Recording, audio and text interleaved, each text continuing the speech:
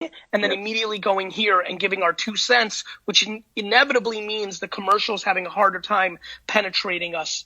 And so, yes, there's always efficiencies. We're seeing a lot of similar things. My question is, I'm always trying to get people to separate the content from the commercial. Correct. So, Phil, it's great to see you, man. I hope everything's well. Yeah. Take care. Let's keep it going. A lot of interesting stuff going on out there. Andrew. Whoa, what's up? What's good, Gary? So before I ask my question, I was on Planet of the Apps.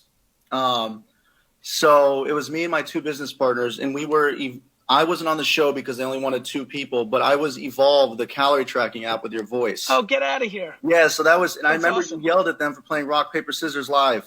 Yes.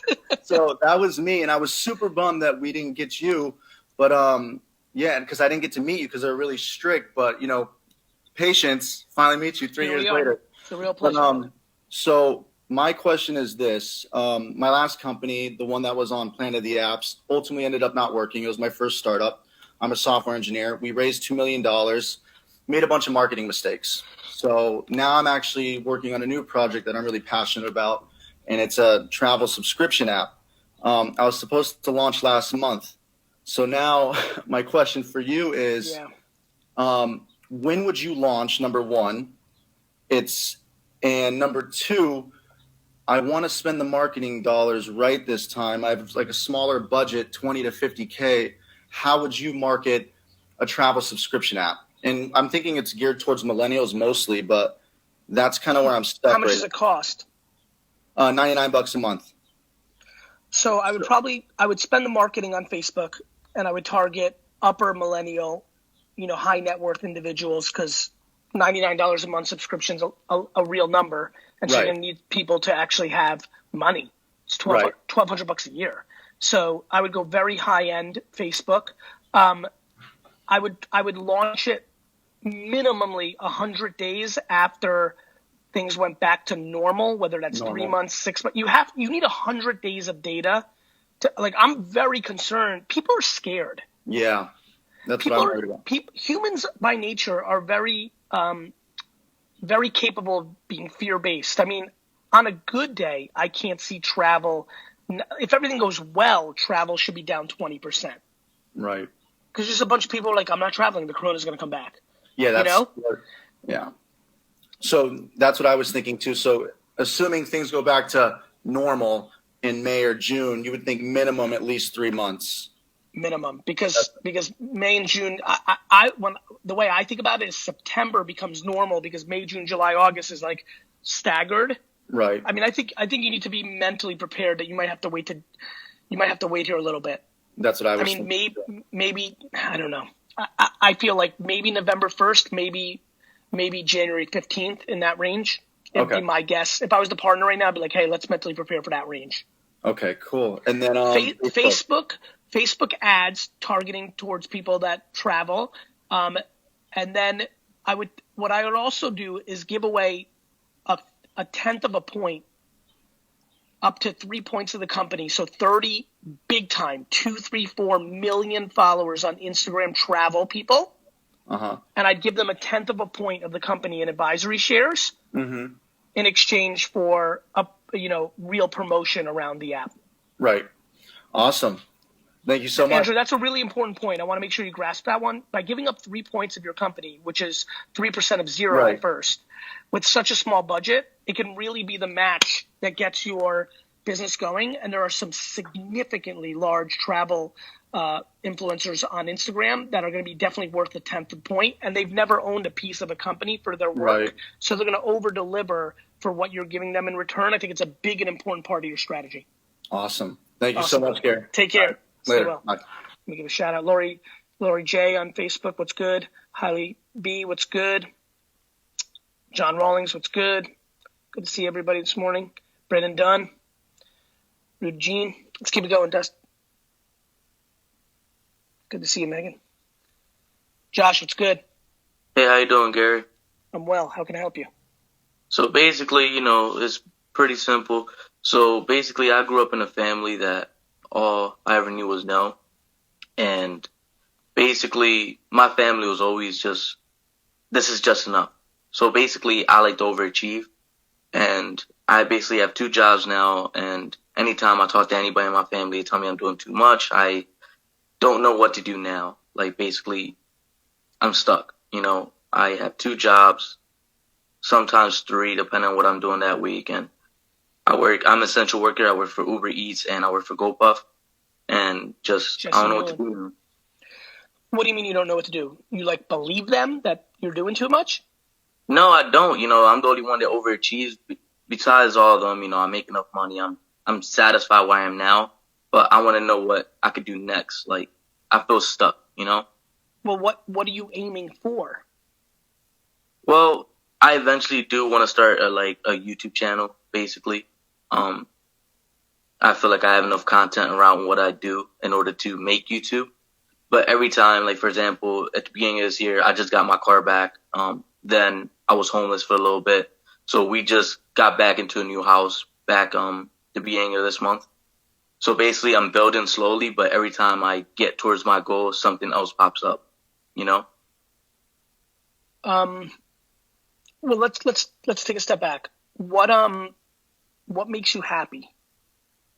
What makes me happy? Well, I'll be honest. My son makes me very happy. That's awesome, man. Yeah, my son makes me very happy. How old is besides that, he is about to be 7 in May. That's amazing. Okay. Yeah, so basically, basically everything we do, me and my girlfriend, everything we do is based off of him. We live for him, basically. And, basically, for example, we promised him a PlayStation.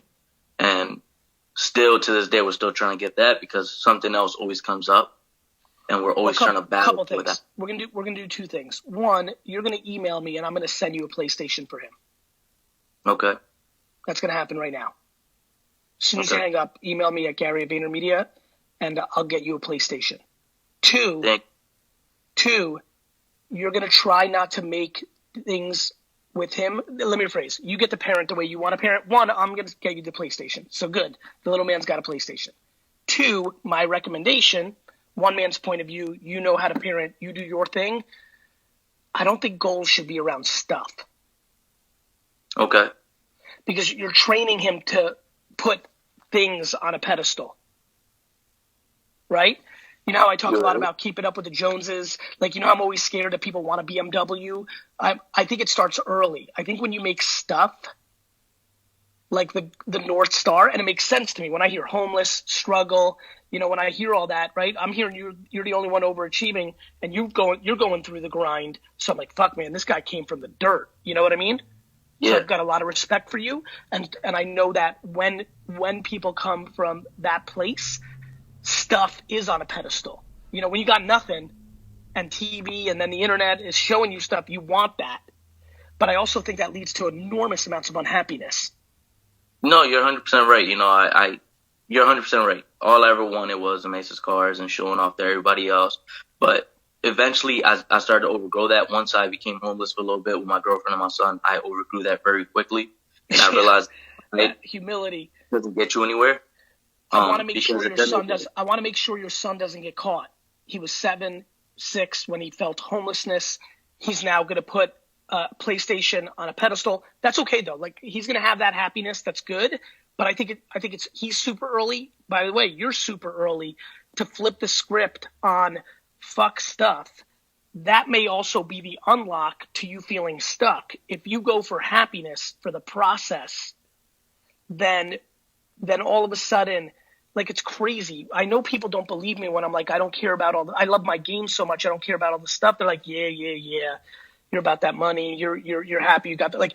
They don't understand. They really don't. I'm telling you the truth, my man. They don't understand. When you just love what you're doing and you love the people around you when you're doing it, you've won. And so I think I want to make sure you're not stuck because you're trying to figure out how to maintain a roof over your head and then start something that may make enough money to go at it based on the car, the PlayStation stuff.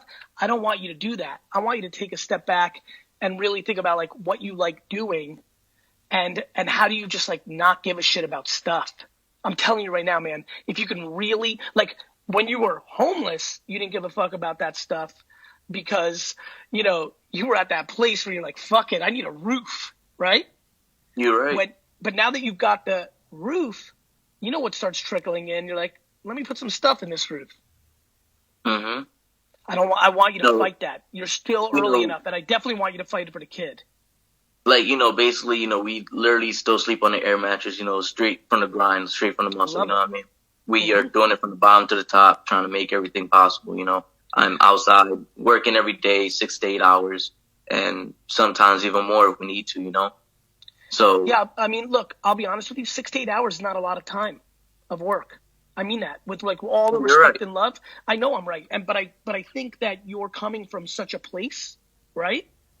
That like I'm listening, right? Overachieving. This is where I'm at. 6 to 8 hours. I'm like, man, again, I'm like, okay, this guy really, really got raised in an environment that demonized work or demonized success or like played it safe or were fearful or many other things that I don't know. We're just trying to get on here. But let me tell you something. Like when you're on air mattress and borderline, on in and out of like being homeless, I promise you, and this is from the love place of, I think you got a good sense of me. This is coming from straight love. Josh, 6 to 8 hours ain't shit. I think See, you come you're from right. it's I can't see. go ahead. Go ahead, please. So basically, I was raised by my grandparents. My mom said at 3 months old that I cried way too much. She handed me right off. So my grandparents basically raised me, and both of them, since the age of about 45, lived off of Social Security and SSI. They never wanted to overachieve or risk that because they didn't know what was beyond that. So basically, they always shelter me in a little cocoon Mm-hmm. to try to like hide me away from life. So basically, I didn't have no real childhood. I'm trying to show my son a real childhood now because I didn't have that. I didn't get to go out and have fun with my friends because I wasn't allowed to have friends, and I wasn't allowed to go outside and play off the block because I could get hurt, and I was always safe. And basically, everybody else that I'm around, basically my cousins, we all grew up in the same age. I'm the only one that's doing something with my life. We're trying to do something because everybody else is just trying to just stay at zero. I got it. Listen, one of the great things that ever happened to me was I went to a really underperforming academic college, Mount Ida College, and it was this world, man. Like, imagine me surrounded by people who wanted to figure out how to trick the government to like let them not work, or coming from really adverse.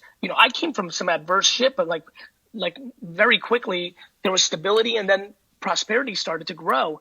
Like people were coming from grinds, dirt, and like I was in that world for 4 years, and that was my friend base, and that was my society, that was my culture, and it besides being an empath, I was really in the front lines of it, right?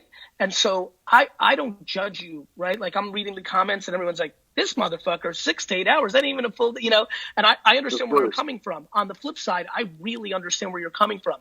I think you need to hear, more ambition. I think you need to download 15 to 20, podcasts and just listen to ambition 24/7, 24/7 ambition in your ears. Because what's happening is you're comparing yourself to people that have zero ambition. And so you think you're overachieving at 6 to 8 hours. And then when we got through this talk, we're like, whoa, you're not even starting. Of course. And that's good. There's nothing wrong with that. Who gives a Josh, step number one, this is for everybody out there, anybody who's in a predicament, step number one is fuck yesterday. It doesn't matter. It doesn't matter if you worked 0 hours, 6, 4, your grandparents, your mom, abandonment, that's the worst. Your grandparents, like you can sit and dwell and explain to me, your girl, your little guy, you can explain to the world why you didn't, or you can say, I had this fucking 10 minutes with Gary. Like I'm deciding to look a different way. And I'm so goddamn young, which you are. How old are you? 25. You're a baby. You're right. You know what I mean? You're a baby, but you need to put 24 hours a day of ambition in your ears. Don't let that become delusion. Don't make it about the money. Make it about the process of getting happy, which also has the chance of bringing you value financially, potentially. But if you go for happiness, Like, there's just so many things that stood out from this call with me. One, just the way you talked about, like, this way you smiled when you said your son. I already knew we were good. But then also the delusion that you think 6 to 8 hours is going at it. I'm like, okay, this guy's really in that cocoon. We got to pull him the fuck out. Josh, I'm trying to pull you the fuck out. So basically, like bro, you said, I work 6 to 8 hours as a hobby before I go into work. See, and that's the thing, that's why I wanted to talk to you, because basically, like I said, I'm stuck, basically 6 to 8 hours. I work 6 to 8 hours because basically those are only hot times to make good money. Basically, no, that's only good hot times to make money on driving Uber Eats. Yeah.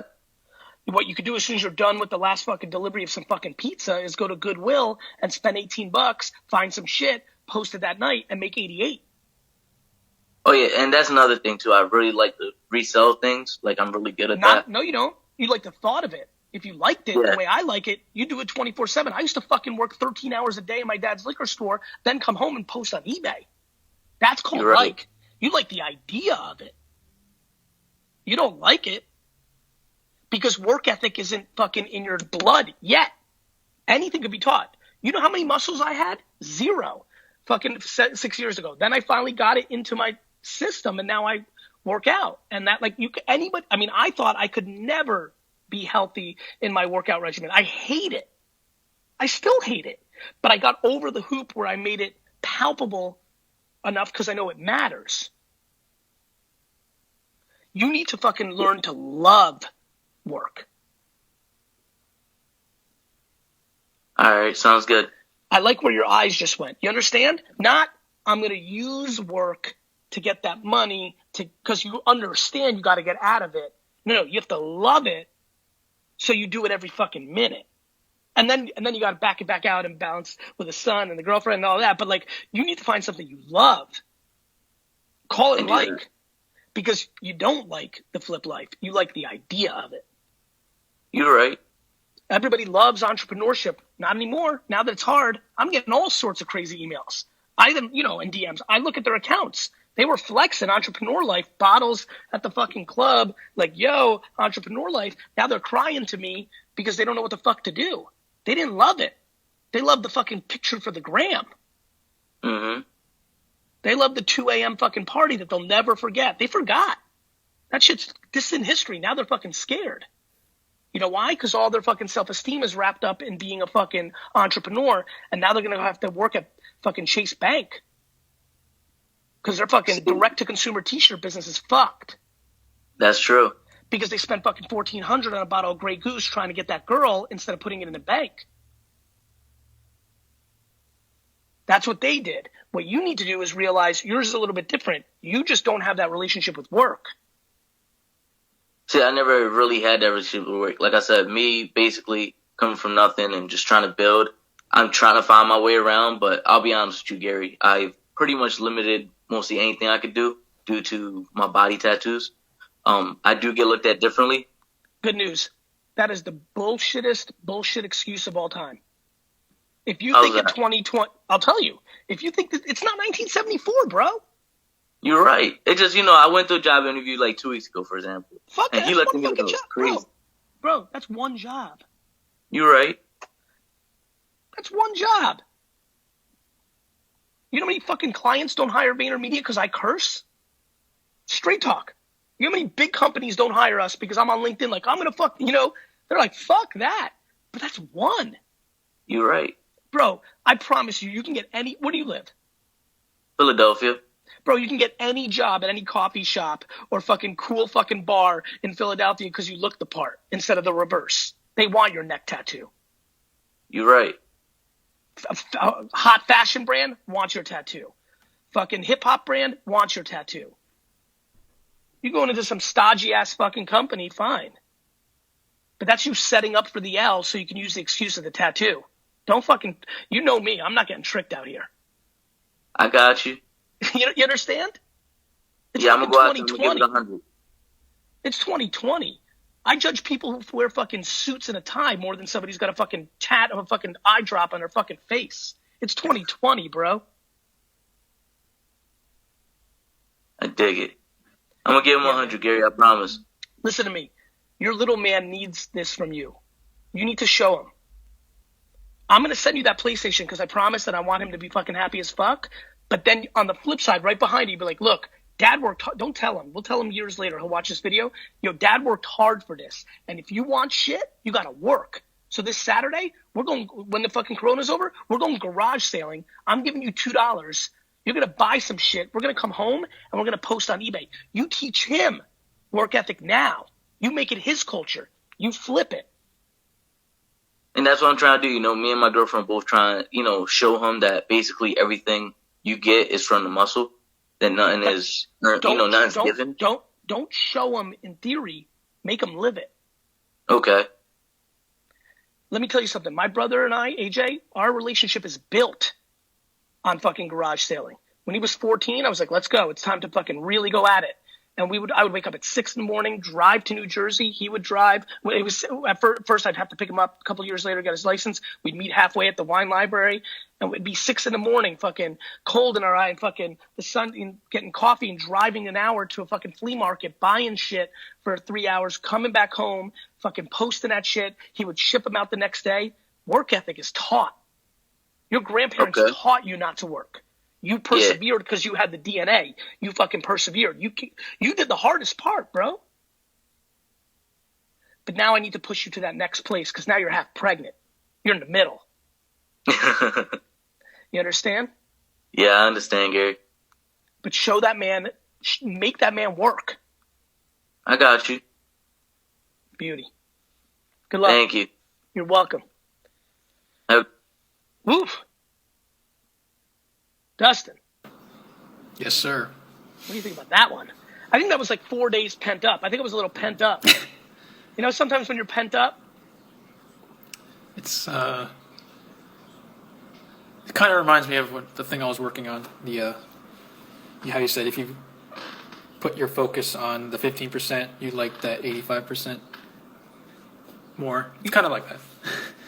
Yeah, you can use some of this content. Yep. Awesome. Let's keep it going. Yep. Admins, Team Gary, please look for that email.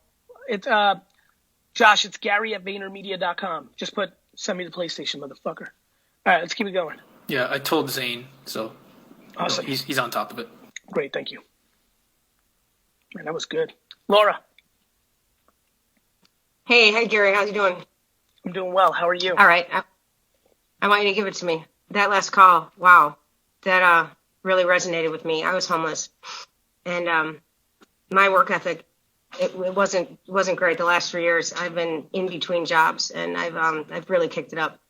I'm on multiple social networks. I'm on LinkedIn. I posted my first article last night. Good for you. Posted on homelessness because I can relate. And I finally got on Instagram. I'm on Facebook. I'm on YouTube. I check it, and I've been hitting it hard. I've had people tell me, why are you working so hard? Because if I don't have a job, my job is to get a job. And what you've been talking about, going to not going to school, not giving it all, I went all the way. I spent 12 years in college, and I'm scared shitless. I am fucking scared. And I got a son, and I made a lot of bad choices. And he's with his dad, who's an amazing father. And because of those choices, I'm where I'm at now. I got my own place, but I'm delving into my investments, and it sucks because I'm being told by the directors, the hiring managers, you're going to take my job, we can't afford you, or you're not going to stick around because you're going to find something better. And I've been applying at Jewel and at Walmart, and I mean, I've been hitting the podcast hard. I've been watching your shit. I'm on a career forum, working daily, and I'm working it every single day. And I want to start a live feed, but I don't know which one to go with. I have a strong profile. I believe I have a strong profile. I've gotten some really good suggestions and tweaks to alter it. I'm very proud of that. It's awesome. But I own the shit that I've done. I own the mistakes that I've made. I can see it. I appreciate it. Fuck those who don't appreciate it, because I appreciate it for me. And I feel more energized now than I have in probably 10 years. And I went all the way with career, that shit. I mean, marathons, Pentagon, military, just professionalism, education. But I feel like it's hard to all that childhood shit My PhD's in family studies. All that childhood shit's coming back. All that feelings of negative self-worth, negativity. And what am I, how, my son, he's learning things. He's 10. He'll be 11 next week. Yes, Mom, may I help you, please? Yes, sir, thank you. He holds the door open. He says, Mom, excuse me, I really don't want to talk right now. Is it okay if we talk at such and such a time? I mean, what 10-year-old boy says, Mom, that's sexist when he sees stuff. That's racist when he sees stuff. Who says that Santa's got to be a boy? I mean, he's doing shit that my dissertation was on at-home dads. And my ex-husband, he works full time, but he's literally an at-home dad. He takes care of my son, thank God, because I was not in a place that I was able to do that. Because I made some serious choices, negative choices, and I own it. Yeah, listen, Laura, one thing I can tell you for sure that I see, and I hope people see it in your face, I admire accountability so much. Like, you know, you're talking right now, and the admiration is pouring out of me because, you know, being accountable leads to so much happiness. You know, once you can actually own it, so much more good can happen because of it. So like the fact that you're at that place, because I promise, just knowing people, you were not at the accountable place maybe 7 years ago, maybe 4 years ago, right? You're in that delusional spot. The fact that I've made my amends. I've made my amends. And those who don't want to hear it, that's their stuff. Yeah, that's right. I'm willing to do it. I think the big thing now is just going on the offense on, you know, you had the great fortune that your ex-husband was able to instill kind of a foundation for the little guy. And so now you go off that momentum. You got to make sure that you have no resentment, no regret, and you just go on pure offense from this point. Not towards them, on the offense towards, I'm worth enough. And I'm starting to feel that. I'm still in a state of toxicity. I feel like it's swallowing me. And it's hard to get a breath. Yeah, and I know I have a lot to give. I don't want to get in that pity pot. Pour me another drink. I won't do that. Good for you. And listen, I think the networking is out of the sky. The networking is exponentially amazing.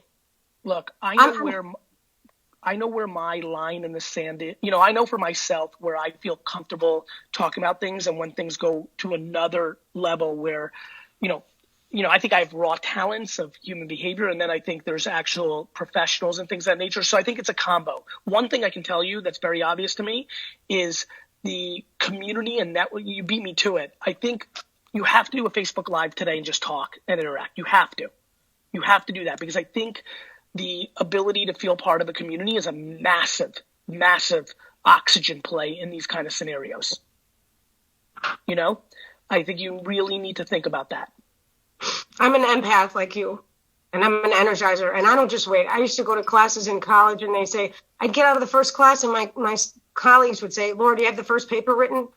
I'd say, they knew. I just go and I do. I'm not going to wait for, I'll do it when I feel like it, when I get motivated. Laura, what can I help you with? Like, what can I help you with? I'm still scared. What's the question, or of what? Which outlet to go by? How do I market myself? I can't see me. I cannot see. Understood. What are you trying to sell? Like, it's an important thing. Like, what, and when I say sell, it doesn't mean you're monetizing. It could mean you're monetizing. No. It could be legacy. It could be building community. I think you have to start with the finish line. I want to have a sense of connection, that I have made a difference in someone's life. I want to offer myself to be of service. I have great news. You've already accomplished that in this talk in the last 5 minutes. I'm telling you the truth. You just need to now listen. I did the same thing. I had 3 people. You have to go in with confidence, not insecurity, depending on this scenario, meaning the following. I need you to hear this very loud and clear. I used to do Ustreams that had 13 people in it. 6. Sense of connection is 1. You can go on Facebook Live right now. You can hang up right now and go on Facebook Live. And if you have a Facebook account, 1 person might show up. It doesn't matter how much money I have in the bank, how big my house was, what kind of car I had, if I just made a difference in somebody's life. Well, but listen, Laura, I need to make sure we're not being in full of shit mode. You can do that right now. Yeah. Like, that's very cute, and I'm very happy to hear that. But, like, I have good news. You know, Go on right now. Literally hang up right now and go on. Like, if you I go don't know. live, How do I do that? I mean, do I it's just called go on Google. Facebook? Google Okay. right now how to go on Facebook. Right? It's funny, but it's You're an true. asshole. You're an But asshole, but I love it. I love it. Just tell it. Because I'm not, right? Like, that's the fun No, part. because you're real. It's not only real, it's coming from such a good place. You know what's amazing about Google being the answer to that? Then when you decide to go on Instagram Live and you don't know, it's Google. Like, Google is my education. I was a terrible student. Like almost everything I've learned has been starting with Google 2000 up until this point. It's empowering, right? Like, people are looking for excuses or are insecure and think they can't, but the answer is Google, right? And so, go ahead. My excuse has consistently been throughout my life. I crave external validation to increase my self-worth. I was good at school. That was the one thing I was good at. I got it. I promise you, when I heard, 12 years, in order for me to get that validation, that's good. I'm enough. When I tell you that was the obvious part of this whole talk. I'm enough. When you said 12 years of school, I understood. Of course you're enough. College, I get it. I knew that's what you were doing. I mean, people look at me and they see my resume and they think something, and they don't know what's going on inside. They don't know how I feel inside. They look at me and they assume something. I present myself in a way when I'm at work, it's on. It is work. They assume something else, and they think that I'm like I'm standoffish. Can I tell you something? You don't know. There's two things that I want you to do. One, I want you to go on Instagram or Facebook Live immediately, like within the next hour. Two, you have to do what we talked about in the last call. You have to, at all costs, spend 0 seconds on dwelling about yesterday. Yesterday's value to most people is their absolute devastating framework. Yesterday's value destroys people. I'm grateful for my past because it's made me who I am, and I'm grateful for the I got it. It's hard. And the events that I've made, not once did I have a negative reception, and that's not what it's about. I freed myself of the burden of holding on to that regret because I don't want to feel that shit. Correct. And that's on them. If they feel that, that's on them. It's I also release fake, it. Laura. It's fake. No, it's not. No, it's not. No, it feels real to you, but it's fake. I don't understand. I'll explain. Do you know what a zit is? Yeah. Remember those in high school? I used to pop them. Yeah, Free myself. I used to pop them right into a window and look at the weird shit. It was weird. But nonetheless, we, before going to school the next day, thought it was fucking a big deal. Like, it was in our fucking head. You know, dudes had it worse. We couldn't fucking... It stays with you. It's a virus. It's a fucking virus. Stick with me, Laura. You had it big in your own head, but in school, when you got there, in reality, people were worried about their own zits. Right. You have a framework where you're worried about other people's opinions, their resentment towards you, their judgment toward you. You value it without realizing how fake it is. They're not worried about you as much as you think. Mm-hmm. It's fucking ego. Do you know what's so fun? I'm a narcissist. Laura, that's why my life is so fun.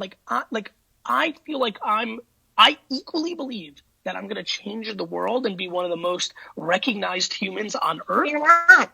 Neither am I. Correct. And I equally believe I mean zero. But you need to build that relationship with zero. I don't want to equate myself with believing I'm a piece of shit because I am not a piece of shit. But then again, I am a piece of shit. That's not what I'm saying. No. Stick with me. You're not, and you're not. You need to stop letting other people's judgment hold value because they have other shit going on. It's not about me. Correct. They're not worried that you drank and you fucked up as a mother. They're fucking worried about their shit. Do you understand? The best news is the man's 10. You have fucking your whole life to be awesome. You have your whole life. You have your whole life. You have your whole life. I see these videos of him. I replay these videos of him on my Facebook, and when he was 4 and 5, and he's so amazing. And I'm not just saying that. Yesterday, I know. Yesterday, he's the man he is today. He calls me. You need to focus. Listen to me for a second. You need to focus on his 12th and 13th and 14th and 15th birthday. There's no fucking time machine, Laura. You're not going back to when he's 5. You have to at all costs understand that the only way for you to win and fix it is to dominate the fucking good news. You're not even in the second quarter. So let's use football terms because I love it. Great. You're down 21-0 at the end of the first quarter. The Jets were down 30-7 in the fourth quarter against the Dolphins and won that game, the Monday Night Miracle. You have unlimited time to make it awesome. I'm being dead serious with you. It's going to be awesome. It's going to be phenomenal. It's going to be fun, fucking phenomenal. So I know that but you have to focus on today and tomorrow. 0 about yesterday. You know how proud he's going to be of you that you went on offense from 10 on when he knows the story that you struggled from 0 to 10? Of course. No, but I'm talking when he's 31. When he's sitting there with his buddies. Mommy was confused then. Now Mommy does better because she knows better. That's right. And at 31, when he's sitting with his buddies, he's going to say, I admire my mom because she was in a fucked up place for the first 10 years of my life, 8 years, whatever. I don't know the details. And what she's done over the last 23 years has been unbelievable. And he's going to then tell one of his friends that you can do that too. You can't spend a fucking second on yesterday. I don't understand how this whole world thinks there's a fucking time machine.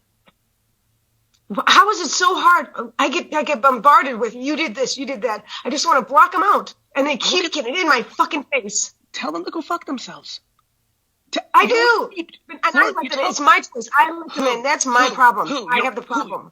Who? Your siblings? Your aunt? Your mom? Who? Give me everybody. Who? Give me one person. Real talk.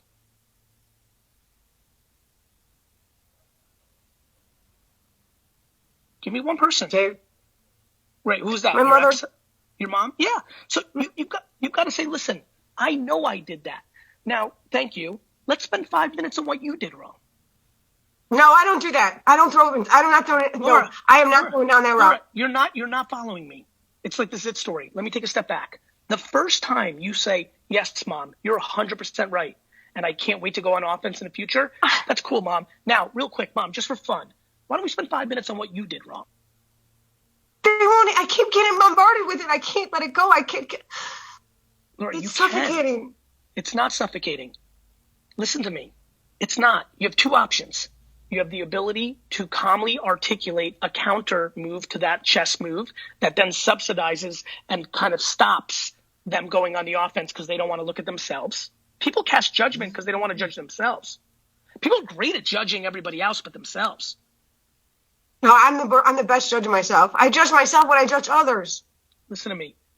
You need to do I'm that. Sick. Or you're not sick. You're human. We all have strengths and shortcomings. You have so much you can do. Do you understand? You're in control.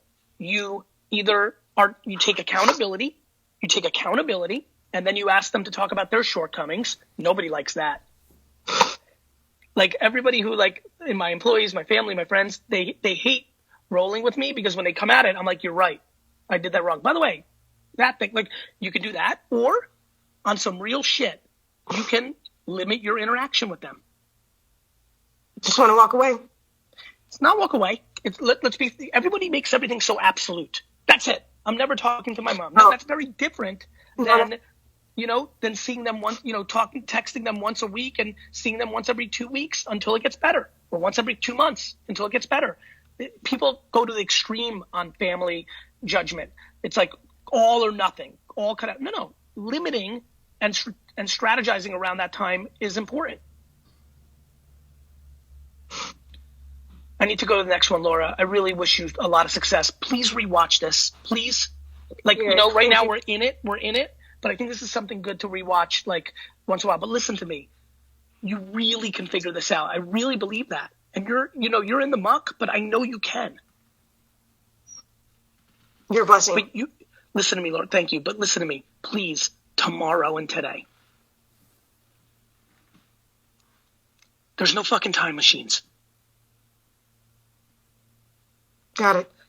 You You just rule. have what? You know? You rule. You can do this, Laura. Thank you. Focus on the offense and the good. Hmm. There's so much good. What a I blessing. got this. Laura, I got this. what a fucking blessing. Life might have given you a lot of challenges. It also gave you an ex-husband that put your son in a position that gives you such a bright future.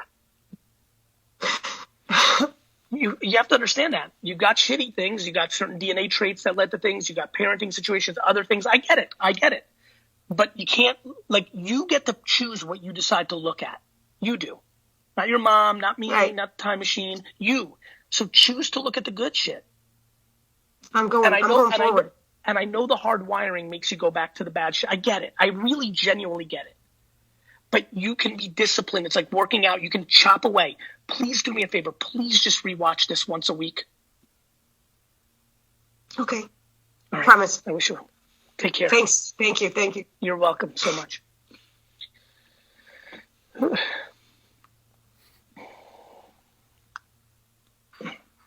keep it going. Harrison. Hello, my name is Harrison Lamock, and I am 9 years old. I live in Apex, North Carolina, and I have a food blog, and I'm on social media and Facebook. No, not social media. Instagram and Facebook. Awesome. And should I do anything else to increase my likes and followers? The first thing you should do, Harrison, is never, ever value likes and followers. Can we stick on this subject? Yes. My concern, and I know you're a very young man, but what I don't want you to do is have your self-esteem and your feelings wrapped up in likes and followers. I don't want you to feel validated. And I know everybody does, Harrison, even 88-year-olds, even great-grandpas do. It's okay, but it's important for you to not overly value likes and followers. The key for you is to make videos that make you happy. Okay. Do you understand? Because you know that you and your friends, they talk about how many TikTok followers or subscribers, and everybody gets caught up in the game. And what ends up happening, my man, is eventually then when it doesn't go as well, you get sad. It's like popularity. You know how popularity in school is already starting to happen, like who's right? And then sometimes if you don't feel popular, you get unhappy. I'm worried that that's what would happen if you care about how many likes and subscribers you have. Your old Uncle Gary here, he didn't have a lot of subscribers and likes the first 5 to 7 years of what he did. 7 years ago, you were 2 years old. So I want you to be real patient and just make what you want to make. And then maybe when you're 20, you'll be happy where it's at. Does that make sense? Yeah. You need to make epic food content because you love it, right? Mm-hmm. Don't even look at the likes and followers until you're 18. Then you call me and then I'll help you get a whole bunch more if you want. Gotcha. All right, brother. Take care. You too. Bye-bye. I fucking love this show. Big announcements coming on the internet. You're going to see it everywhere by this afternoon. You'll know your man was a part of that situation, so I can't wait for you to see that. WineTech's got a monster today, Dustin. Let's throw that up. Got a little bit of a monster on WineTech today. Actually, have to write that up in a little bit. So if you're not signed up, yes, sir. I think you're ending at 10 today? I am. I think so. I am. The answer is yes, I am. Okay. Just wanted to remind you, just in case. I appreciate it. No, I know. I'm in the zone. Today was a fucking beast, man. Yeah. Not a lot of them, but pretty deep. Yeah. I'll just say hello to some peeps. Oh, man. Vicky, how are you? Rohit. Justice Soto, what's good, brother? Ansted. Dustin, put back WineTech. I need some sign-ups for my dad. Tasha, thank you so much. What do you guys think about today's episode? Pretty tense, huh? Allegra. I love you back, Carla. Dependable. It's good. That's funny. Ginger, I have to end. I'm sorry. Sarah B, what's good? Hello to Israel. David, what's up? I really appreciate you guys. This was an emotional one. It was a deep one. Deep. See ya. Love you. We'll see you tomorrow morning, 9 a.m. Eastern. set your alarms, get your friends on. And please pay very close attention to Instagram this afternoon. It's going to get real interesting real fast. See ya. Okay, so Team Gary has made